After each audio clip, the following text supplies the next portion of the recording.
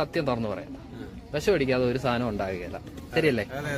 മനുഷ്യൻ ജീവിക്കുന്നതെന്ന് പറഞ്ഞാൽ, നമ്മുടെ ഇന്ത്യയിലുള്ള മനുഷ്യർ ജീവിക്കുന്നത് പറഞ്ഞു കഴിഞ്ഞാൽ സ്റ്റെപ്പായിട്ടാണ്. എങ്ങനെയാന്ന് പറഞ്ഞാൽ നല്ലപോലെ അധ്വാനിക്കും, നല്ലപോലെ പൈസ ചെയ്ത് സേവ് ചെയ്യും, നല്ലപോലെ ഫുഡ് കഴിക്കും, എല്ലാം കൊണ്ട് ആശുപത്രി കൊടുക്കും. ആണോ?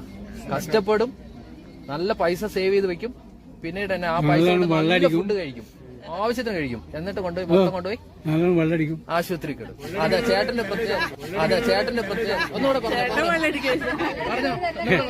നന്നായി മദ്യപിക്കാൻ സാധ്യതയുണ്ട്.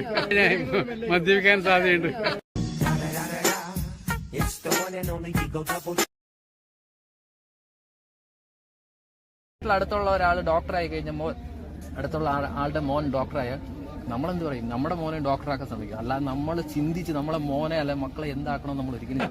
അപ്പൊ ഇതാണ് നമ്മുടെ സാഹചര്യം. നമ്മൾ എപ്പോഴും ജീവിക്കുന്നതെന്ന് പറഞ്ഞു കഴിഞ്ഞാൽ നമ്മുടെ കൂടെ ഉള്ളവരെ കണ്ടാണ് നമ്മൾ ജീവിക്കുന്നത്. നമ്മുടെ വീട്ടിൽ അടുത്തുള്ള ഒരാൾ ഡോക്ടറായി കഴിഞ്ഞപ്പോൾ അടുത്തുള്ള ആളുടെ മോൻ ഡോക്ടറായാൽ നമ്മളെന്ത് പറയും? നമ്മുടെ മോനെ ഡോക്ടറാക്കാൻ ശ്രമിക്കും. അല്ലാതെ നമ്മൾ ചിന്തിച്ച് നമ്മളെ മോനെ അല്ലെ മക്കളെ എന്താക്കണം നമ്മൾ ഒരിക്കലും ചിന്തിക്കരുത്. നമ്മൾ മറ്റുള്ളവരെ കണ്ടാണ് ഇങ്ങനെ.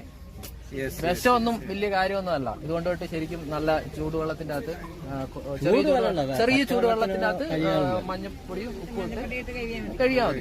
അപ്പൊ മുന്തിരി വേണ്ടവൻ വാങ്ങിക്കുക.